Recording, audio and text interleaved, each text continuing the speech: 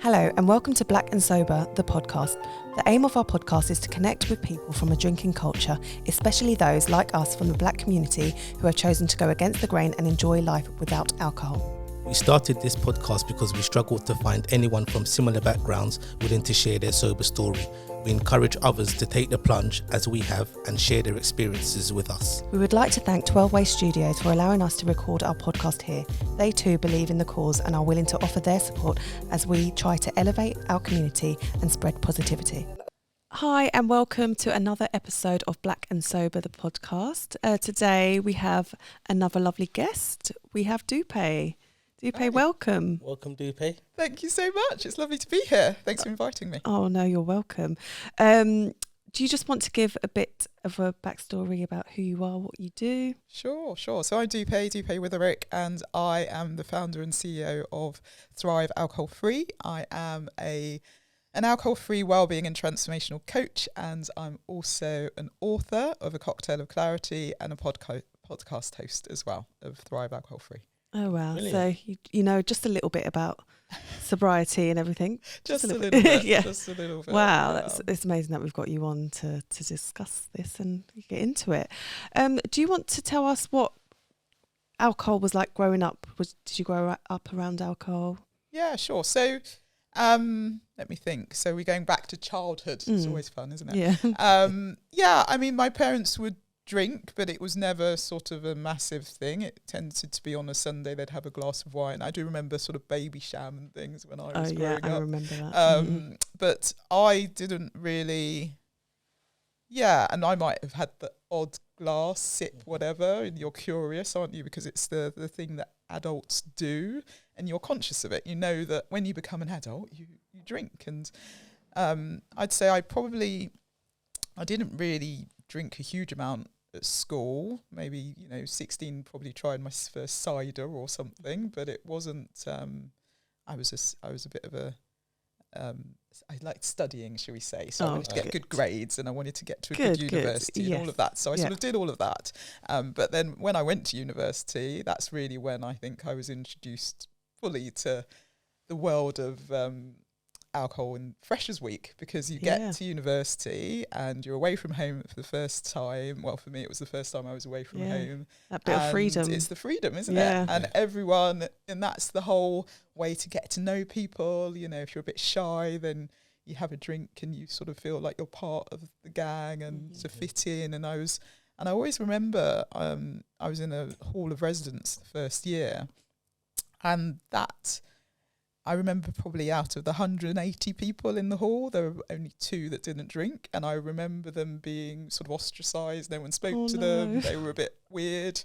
And so it was just the thing to do. You just sort of have a drink, and that was that. And then, and I lived in Spain for a year. I studied in Spain, and that was very much a red wine culture. But at the time, I'm showing my age here, because at the time they had pesetas, and I'd get a gin and tonic, and you get like this fishbowl of gin, and they just keep pouring. They keep pouring it, and you get to sort of there, and you've got a tiny amount where they'd pour some tonic in, and you'd be like, oh my goodness. But that was like 100 peseta, which was like the equivalent of 50p. Oh wow. So you're sort of, why not? You're a student. Of course. So you was a student in Spain? I was a student. I was living in Spain, but I was studying at the university there, and then the whole red wine thing, because obviously you become sophisticated and think that's the thing so we'd go to sort of vineyards and try wine and think this is all just the rage.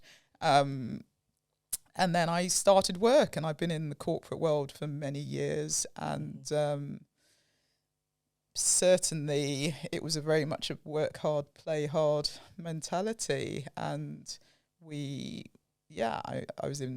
I was in consulting, and so we had lots of clients, and we'd go for client dinners, we'd do team dinners. I travelled a lot for business, so I was fortunate enough to I probably travelled to most countries. There was one year I did 13 countries in a year, and so you're jumping on and off planes, and of course, if you travel business class, then you have to have a glass of champagne. Of course, And so the whole culture, it was just ingrained, I suppose, in everything that I did. And And that was that. And so it was just never something I really questioned or thought about. I just thought I was a normal drinker, and I think I was. I don't think there was no rock bottom moment or anything like that. It was just, it's just what you did. Yeah. So it was part of your working, because we've worked in the where we take clients out. Yeah. Drinking was part of that. It's how you get to know your clients a lot of the time. That's what we did when I used to work back in the day, doing that. And it kind of helped that social aspect of working and getting to know people, building relationships. It was kind of based around alcohol a lot of the time. Yeah, networking events and conferences and all of that. It was just there. Mm-hmm. And I remember probably about 4 or 5 years ago now, the culture started to change, and people coming in, the younger generation were coming in and saying, actually, can we do something else? And I was like, I'm happy for us to do something else. That sounds cool. What do you want to do? They were talking about things like bowling and, chocolate making and alcohol-free cocktail making and all sorts of things like that. And I said, as long as there's a bar, that's fine. As long as people still have the option to get a drink, it's fine. And so, so I think it was changing slightly before COVID, and then obviously now, with the whole health and well-being so much more being more promoted in offices and work, and the working environment, mental health being such a big thing, I think people are becoming more conscious of being more inclusive, and so it's not. I would say it's a different culture in terms of it's not being thrust down your throat as much as it used to be, which is a good thing. I can see that happening actually, because just with my company, when we do events or like a Christmas party for something, we have a summer party, it's always something to do with like playing a game or something that doesn't involve, like there will be drink there, but there's something else that you can do. It's more active and stuff. So I'm loving that change, because it helps me as well, not drinking, that I can join in the games and the fun bit of it. So, I see that change, because it's not like, we're going to just hire out this area off a pub and then that's it. It's a bit, there's a bit more to it, and which I'm enjoying that change. And when you think about it, it's pretty boring, isn't it? Because actually, you'll say to people, right, let's get together, let's do something. And it was generally, which bar are we going to? Yeah. And actually you look back at that and there's so many things you could do instead, and you just choose not to do it. That's because that was just it was an easy option, really, isn't it? To sort of say, we'll just go to the local bar, as opposed to we'll actually think about what can we do that's different. There's a bar on every corner. Everyone likes to drink, and I mean, when you're trying to arrange something for work, shall we go go-karting? Everyone might not want to do that. Yeah, shall we do bowling? I don't really like bowling. So you always have drop-offs. Yeah. But like you say, whenever there's a bar, everyone's up for a bar. Everyone's up for a drink. Especially it's just the easy option. Yeah, exactly. From their company. The easy option. Yeah. Sorry, Dupe. So before we move on, if I can just go back to your university days and when you was in Spain and in uni and that, you was at the wine bars and stuff. Was that sort of daily? Obviously not while your studies, but was that just on the weekend that was happening, or? It was generally weekends, and there would always be a student night. So university, I remember Wednesday night was the student night, vodka Red Bulls and gosh, all sorts of delightful things, snake bite and black, and all the delicious drinks. So you would again, I'd probably say it was that. But interestingly enough, I think in my second year, one of my friends thought it was cool, the two of us thought it was cool to sort of monitor how much we drank, and could we have at least a drink a day and see what that's like. In looking back at it, it's just bizarre, but it was just fun. Hold on a minute. So it wasn't like to see if you could go out or drink, it was to see how much you could, how often. It was how often you could drink. It wasn't, even if you had like a glass, a pint of beer or whatever, half a pint, it was sort of like you need a drink. How many days in a row you could drink. I mean, it's bizarre. Did that affect your studies at all, would you say? I did pretty well. Probably. I would say that when you were, it's really interesting, because if I look back, I stopped drinking 3 and a bit years ago. Okay, and well done. I would say that, but if I look back, that's sort of 20 20 odd years, 25 years of drinking, maybe 20, just under that. And when you're young, it doesn't affect you as much. And that's the point of it. So alcohol is an addictive substance. And regardless of who you are, you know, lots of people think you have to wait until you hit rock bottom. And rock bottom to them is seeing someone on a park bench with a you know, paper bag, drinking out of it. That is always the perception. That's the perception. But actually, anyone can hit that level. And there's the whole mummy wine culture as well. And I've got a 9-year-old, and I remember after, you know, once I had my daughter, it was very much you'd go to people's houses and they'd offer you wine. I certainly did. That was sort of a few play dates like that. Yeah, it was the part of the culture. So I think I've forgotten what your question was, Ricky.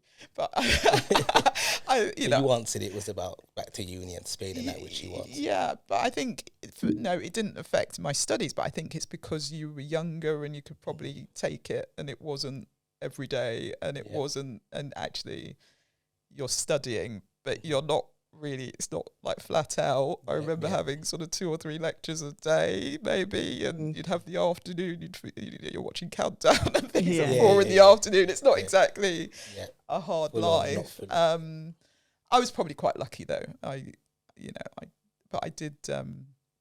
And I learnt Japanese as well at university. Wow. So I did sort of Spanish and Japanese, and so my brain was probably working okay at that time. Yes.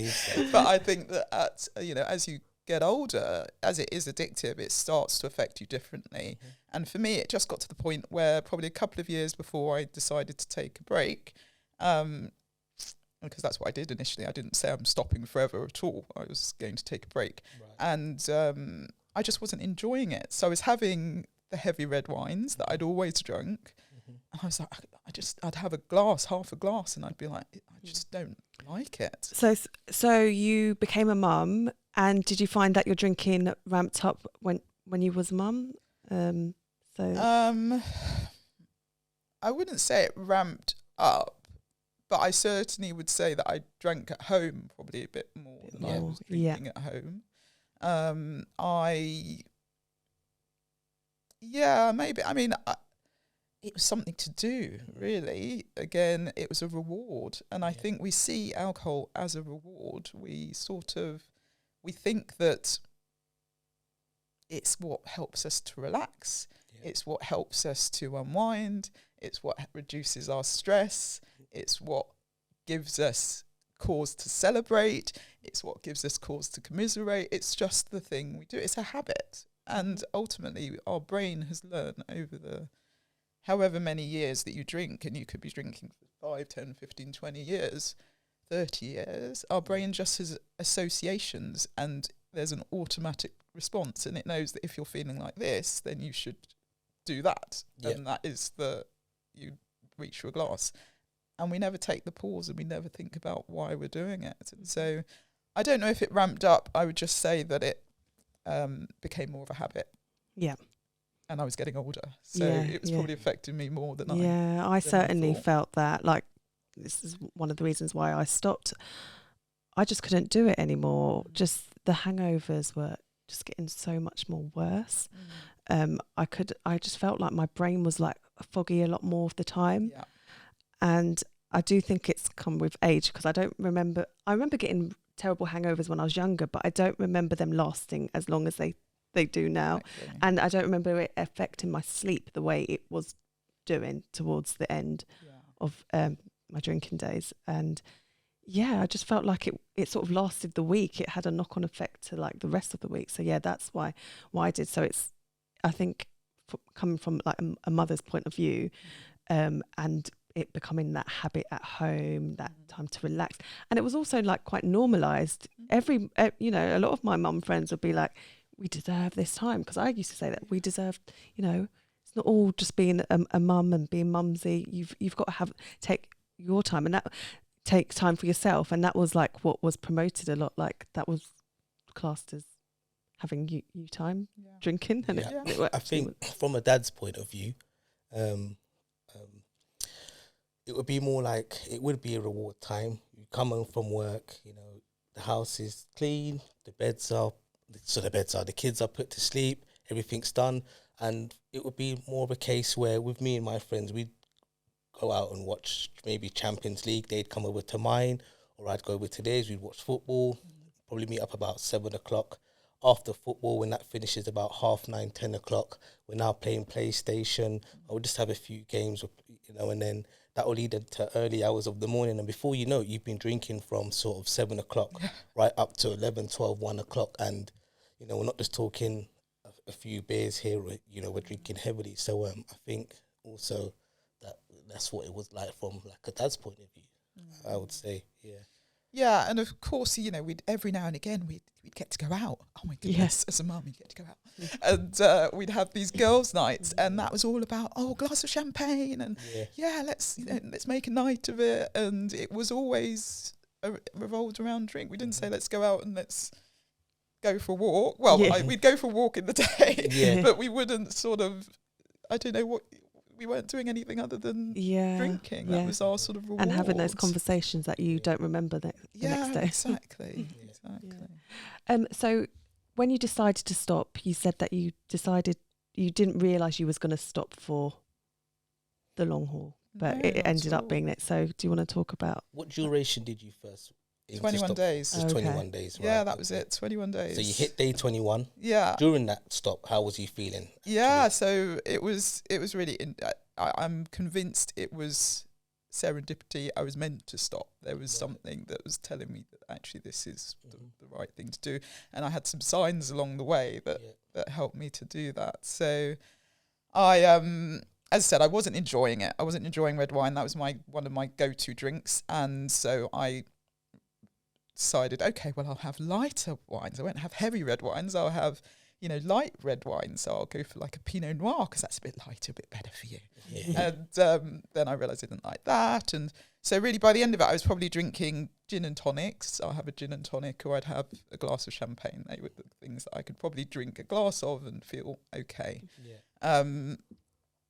But I said I'd take a 21-day break, and in those 21 days, the beginning of it, the first 2 weeks or so, I would say were not really enjoyable. Right. But I said I'm going to do it, so I had to do it.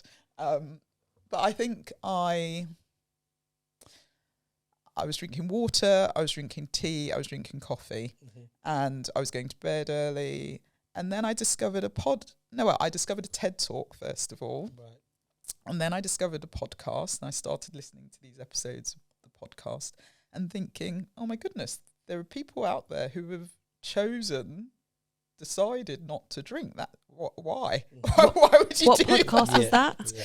That was the Alcohol Free Life podcast. Okay. And so I was listening to that, and then I joined the Sober Club, which is Janie Lee Grace, so that was the Alcohol Free Life person that hosts it, and I did a Zoom with them, and there were people on there who were maybe 3 months in, 6 months in. I think there was one who was nearly a year in, and they were all just raving about this pink cloud and all these things they'd done after they stopped drinking, and I was like, what, you know? And it was coming up to Christmas and New Year, so there was like, no, I'm not doing that. I said 21 days is fine. I'll get to 21 days and that's it. But during that time, I also I read an article about an alcohol-free fizz, an alcohol-free like champagne. And I thought, this seems familiar. Why does this fizz seem familiar? I don't know anything about alcohol. I didn't even know there were alcohol-free drinks really. And I suddenly thought, someone's given me a bottle of this. And you're probably thinking, why would someone give you a bottle of alcohol-free fizz? Anyway, that summer, someone had come to our house for lunch and brought this bottle of alcohol-free fizz. And I'd looked at them and looked at my husband and thought, what the hell? Yeah, why are you giving me this? Especially as they then proceeded to drink my wine. And I was like, what are you doing? So I stuffed this in the cupboard. Anyway, that was sort of August time. So November happened and we were having a girls' night. And I suddenly thought, I think I've got this bottle. Went to the back of the cupboard, And there it was. It was like it was waiting for me. Dusted it off. Yeah. And opened it, had a glass, and thought, oh my goodness, this tastes quite good. Yeah. And hold on, if I can have something that feels like an adult drink that isn't water, tea, coffee, and I'm enjoying it, why don't I just try and do that? Why don't I swap and keep the ritual but change the ingredients? As Janie says that a lot. And I was, I was a little bit like, oh, okay, let's sort of see. And that the community convinced me to go for a little bit longer. And I said, yeah, but I'm not going to do an alcohol-free Christmas. That's just not going to happen. Ridiculous. Who would suggest It's ridiculous. that? Why would I do that to myself? But I did, and I got a load of Liars, which is sort of to make lots of mocktails, and I made myself espresso martinis, and I found an alcohol-free gin that I liked, and so I literally substituted all our day and Christmas Day and New Year's with beers with alcohol-free stuff, and had the best time. And I remember my daughter was 6 at the time, and it was magic, the whole Christmas Day, and really being fully present, engaged, enjoying it, being up with her like really early, going, let's open all the presents and let's have this amazing day. And it was a bit of a game changer. So discovering those alcohol-free drinks in a bit of a community and listening to people's stories. And then I discovered Quit Lit as well, which is literature about not drinking. And I found a book, and it was all about joy and how amazing it is. And so my mindset over time just started to change, and the rest is history. And then things started happening, which made me think, why on earth am I going to go back to this? Because opportunities are coming my way, and just life is, I had a really good life. There was nothing wrong. There was no reason for me to not drink in my mind. But since then, things have just catapulted. For me to have written a book, for me to have started a podcast, to become a coach, to run a marathon, and I'm doing another one this year. And congratulations, that's a lot.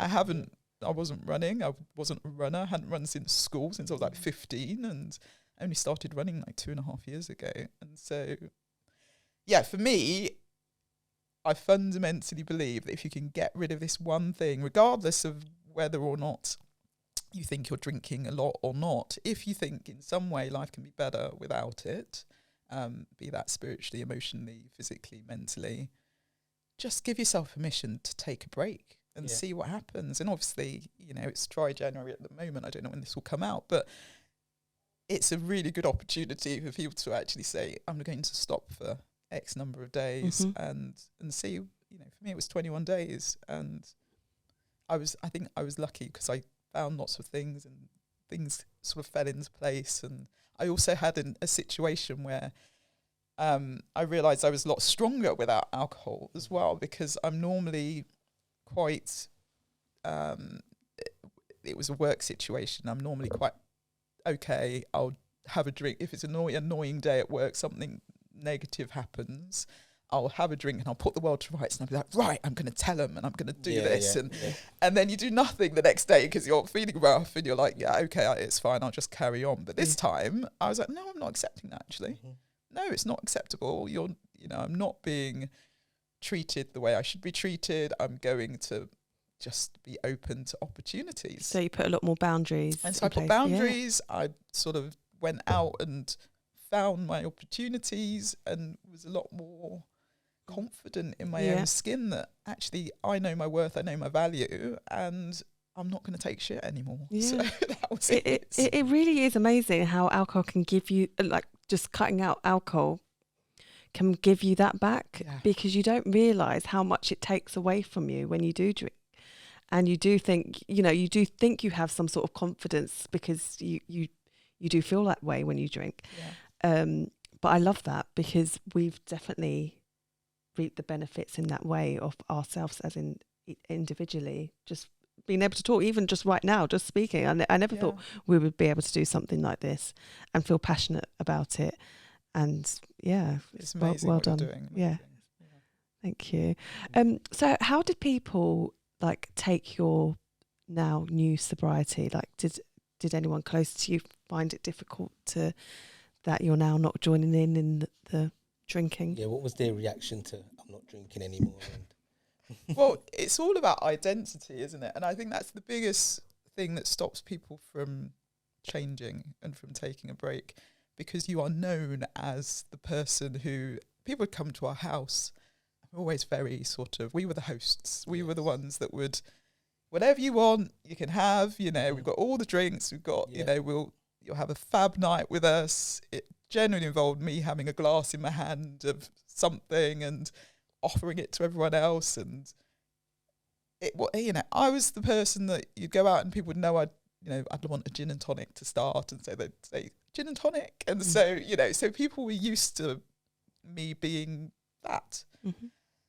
And I would say at the beginning, I didn't tell very many people who weren't, I met as part of the community. I felt like I could talk to them. And my husband obviously was aware, and he was really supportive and just amazing. He was drinking at the time. Right. And he would pour me the alcohol-free, he'd make me the alcohol-free drinks and do all of that, which was lovely. But I didn't tell many people. And then when I did, I think people just didn't think it would last. Right. I think a lot of people thought, it's just whatever. There's no way she's going to not do it. And that was the question that I was always asked. And I say to clients and to people all the time, just if people ask you, is this something you're going to do forever? You don't need to say you're going to do it forever. This is just something you're doing and you're enjoying it and you're feeling better. Come up with whatever reason, but people should respect it. And so I probably at the beginning was like, I'm not drinking at the moment, or I'm taking a break or whatever. And then people would, some of my friends would be like, oh, I'm so sorry you can't have this drink, when they were drinking. And I would say over the 3 and a bit years, I've probably found that I've distanced myself from certain friends, because I don't want to just go out and drink. And I've found I've made some new friends, and I've got more like-minded people. And my whole mindset is completely different as well now. I'm not wanting to it just doesn't do anything for me. I want deeper conversations. I want to have... Yeah, I think that is a bittersweet situation, isn't it? Like when you do stop drinking, sort of your friends or your current friends that you never thought would drop off, they tend to start dropping off. But then also, as you say, you start to meet people that don't drink, and so you lose some, you gain some. Yeah, exactly. And they say it's all about letting go and letting things, to let other things in, And so I think my family were a bit shocked, because obviously I'd always... I'd been drinking for however many years. Yeah, so just going back to that, so I'm just curious to know, Dupe, so when you first stopped drinking, you didn't tell people? I didn't tell many people, no. Was you still around these people when? No, well, it was lucky, because if you think about it, November 2020 was still sort of lockdown-ish. Yeah. And so I didn't have to share it with people. And then when I did meet people, I'd be drinking alcohol-free stuff. Yeah. And they just think I'm drinking what they were drinking. Yeah, when I first stopped drinking, to sort of people that I knew that would understand, sort of, and family and friends, I would tell them I'm not drinking anymore. But the other people that I knew wouldn't have a problem, but may sort of try and edge me challenge on. it. Yeah, I would say, I'm on antibiotics, so I think of an excuse. Yeah. So obviously it was easier that way. But those people now, when I say we're coming on to sort of almost 9 months sober, they actually, I think it's changed now. They encourage me. Like if we're out and I'm having a 0 free beer, they'll always check the label. Is that 0? It better be 0, or what are you drinking, Ricky? I might have a Diet Coke, and they say, what's that? So they're actually looking out for me now. So it's good. And there are people, quite a few of my friends, I've introduced them to some of the alcohol-free stuff, and they drink that in the week now. Yeah. And so I feel like it's everyone's journey, and I never want to put it on anyone that they need to do this. I've got no problem with people that drink and people that don't drink. It doesn't matter. I just want people to feel like they have the choice and they're conscious of it, because I think for many years I just wasn't conscious that I had a choice. Yeah. I think you always think as an adult you have to drink. That's what society says, that's what our culture says, that's what everything says. Yeah. And you don't have that freedom to even think, is this something that's good for me? It used to, they'd say red wine was good for your heart, so have a glass of red wine a day. And you look back at all of this and you're like, this just isn't. It's everywhere, isn't it? Yeah. It's like I said, there's an off license on every corner, there's a pub on every corner. And you know what I find funny is now I think about this, when you buy a box of cigarettes or whatever, it comes with a health warning, and there's absurd pictures of it, this is what it would do to your lungs and smoking isn't healthy. Why isn't there a warning like that on alcohol bottles? We know why. Exactly. Let's just say there's a big industry around it. But they're also jumping on the alcohol-free bandwagon. So it's showing that it's shifting. There is a change. The culture is shifting. Otherwise, they wouldn't be investing in it. But it all comes down to money, really. And I think a lot of people are in denial of the fact that it's not good. And a lot of people don't know the facts as well. I certainly didn't. I remember early on, the thing that really hit me was an image of a woman drinking out of a petrol can. And she wasn't obviously drinking petrol, but it was to make a point, because actually alcohol is ethanol. It's what we fill our cars up with. It's what we clean our homes with, and we drink it. I'm sorry, that can't be good for us. But that's fundamentally what it is, and that's why it's everywhere, because it's a cheap thing to make. But if alcohol didn't exist and it came in today, it'd be banned. Because of the amount of harm and damage it does to our health, but also to society, the amount of people that are affected by it, families that are affected by it, the NHS, the amount of money the NHS spends to help people with alcohol issues in the year. It would be a Class A drug. But actually, everyone's drinking it every day of the week, and it's being promoted as such. Normalised, I just wanted to say I've got a lot of respect for you for giving up drinking while your husband is still drinking, because I personally don't know if I would have been able to do that. I would have found that really difficult if I decided to stop and Ricky continued. But luckily, he decided to stop before me, and it was a lot easier for me. I didn't have that willpower. So how did you cope with that? How did you do that? Yeah, I think, as I said, finding the community fairly early on was helpful, because it gave me a bit of something to sort of hold on to, and really reading about it and understanding why I was doing it. So the tip I would give anyone who is doing this on their own and is worried about, you can listen to my podcast episode. There is a podcast episode with my husband, and that I've done, which was fun.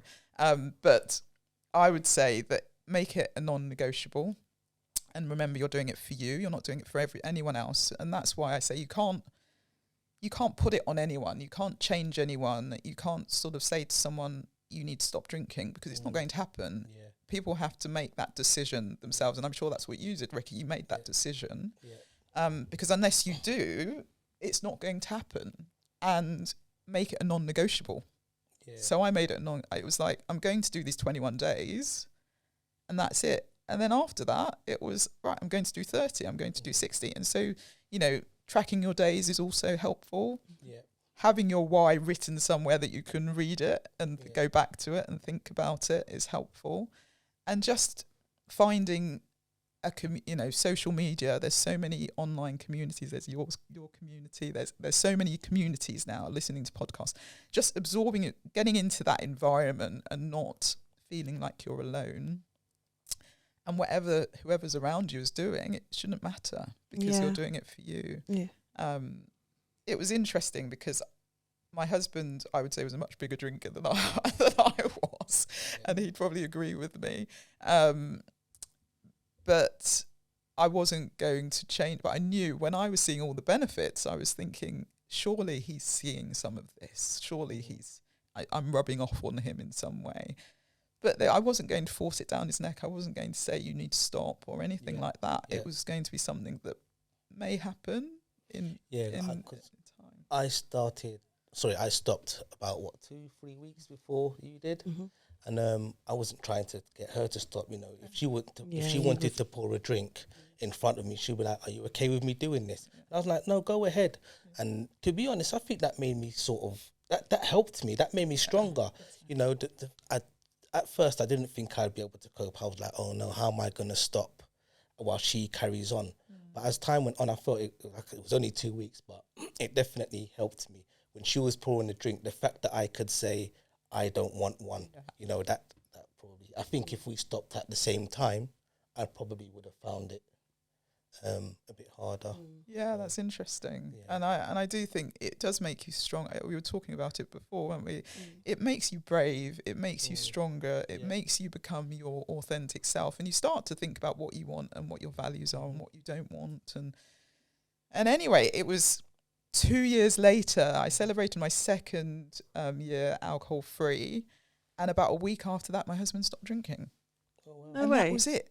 Yeah. And he's not gone back. And I'm like, and so he celebrated his 1 year on the 23rd of November. Congratulations to him. Yeah. What did he just say? Right, I've had enough. He was like, that's it. Yeah, I'm not doing it. And so I'm sure if the person's listening and wondering, will it ever change? It might take 2 years. It might take 3 years. It might never happen. Yeah.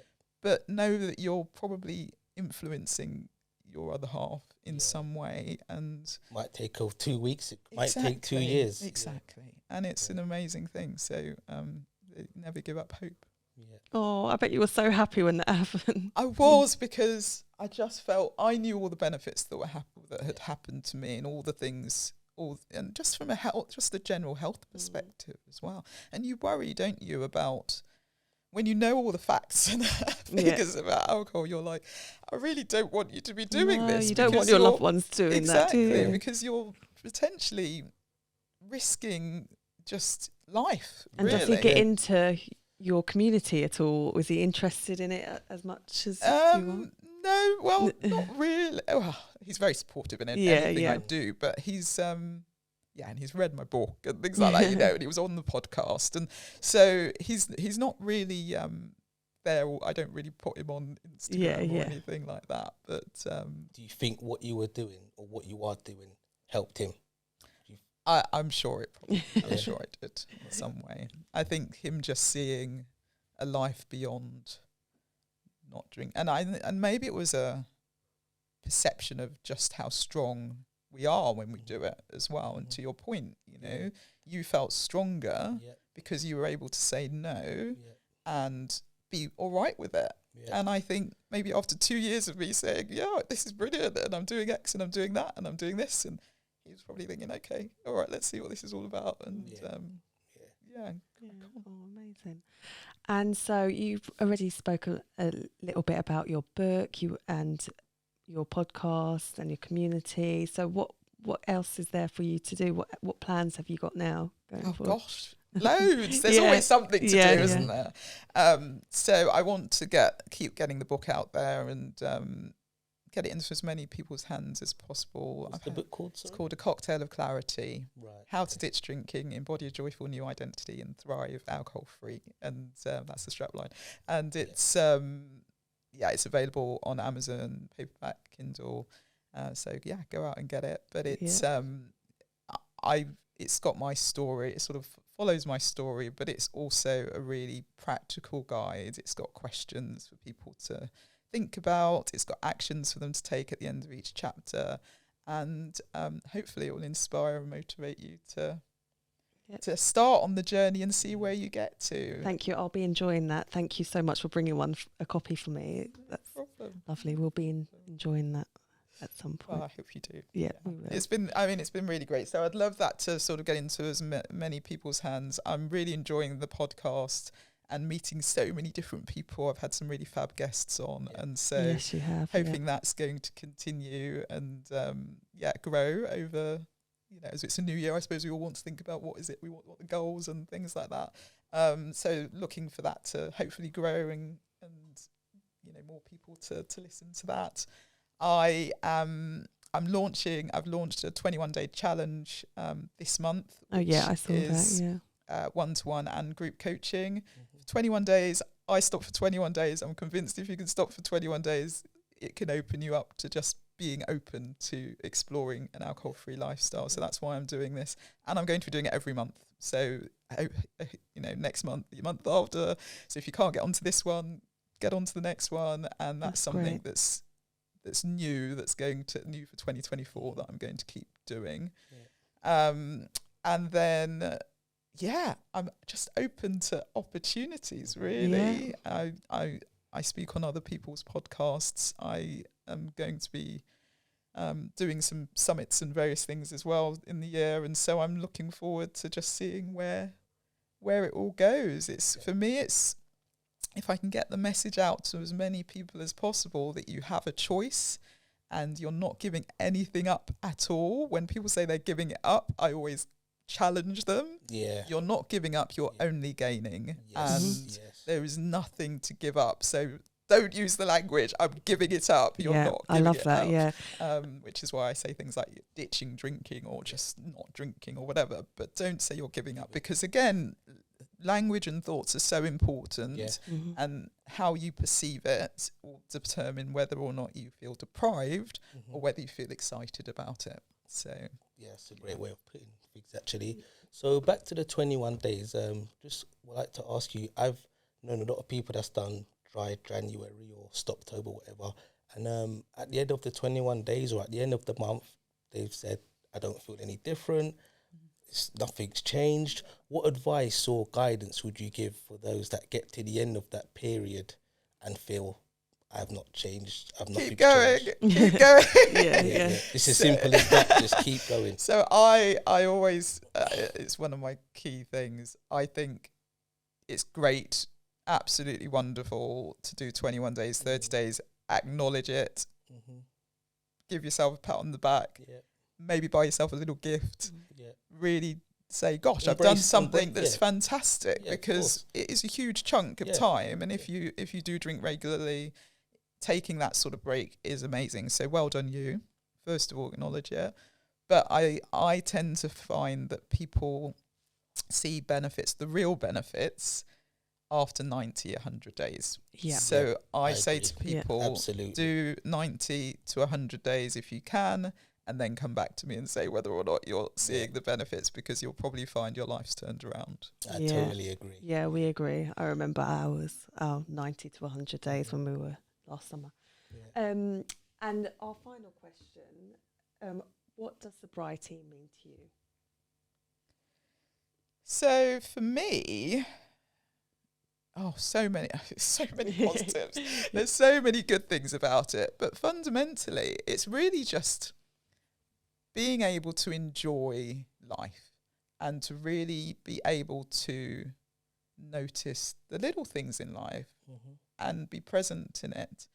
Because you slow down and you notice things more. And I went for a 10k run this morning before I came over here, and casually, as you say, as you did.